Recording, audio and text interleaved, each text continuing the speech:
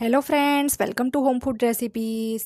આજે આપણે બનાવીશું સવાર સાંજની ચા સાથે કે ચટણી કે પછી કેચઅપ સાથે ખાઈ શકાય તેવા એકદમ ક્રિસ્પી લેટસના ભજીયા, જે ખાવામાં ખૂબ જ ટેસ્ટી લાગે છે।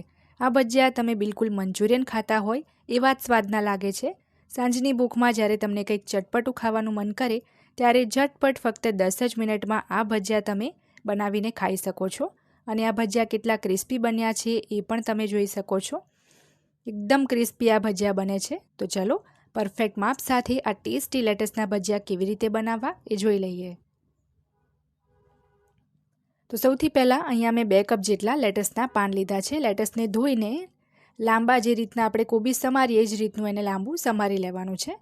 અને લેટસ તો તમે બધાએ જોયું જ હશે, જે આ રીતનું આવે છે એના પાન છૂટા કરીને ધોઈને એને આપણે સમારી લેવાનું છે લાંબુ।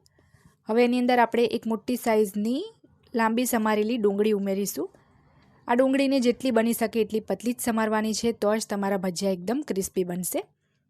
હવે આપણે જે ડુંગળી છે એને સરસ આ રીતે મસળી લઈએ, જેથી એકદમ એ છૂટી છૂટી થઈ જાય।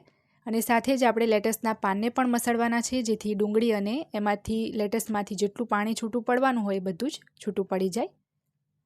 હવે આપણે એમાં અડધો કપ જેટલા ઝીણા સમારેલા લીલા ધાણા ઉમેરીશું। અડધો કપ એમાં બેસન ઉમેરીશું। બેસન અહીંયા ફક્ત બાઇન્ડિંગ માટે ઉમેરવાનો છે, એકદમ વધારે પડતો બેસન નથી ઉમેરી દેવાનો।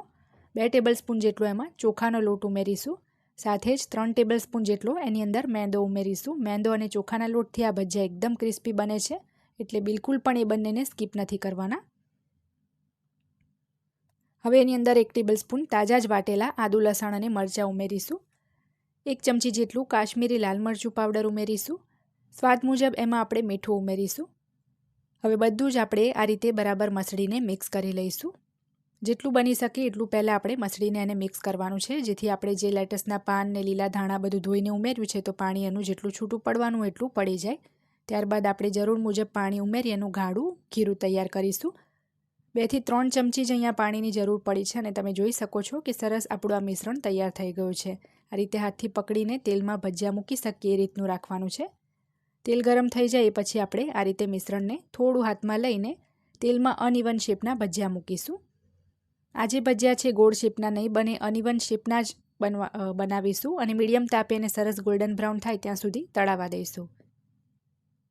3 થી 4 જ મિનિટમાં તમે જોઈ શકો છો ભજીયા આપણા સરસ ક્રિસ્પી અને ગોલ્ડન બ્રાઉન થઈ ગયા છે। તો એને બહાર એક ટિશ્યુ પેપર ઉપર લઈ લઈશું, જેથી એક્સ્ટ્રા જેનું તેલ છે એબ્ઝોર્બ થઈ જાય। અને સેમ આ જ રીતે આપણે જે બીજા બેચના ભજીયા છે એને પણ તળીને બહાર કાઢી લઈશું।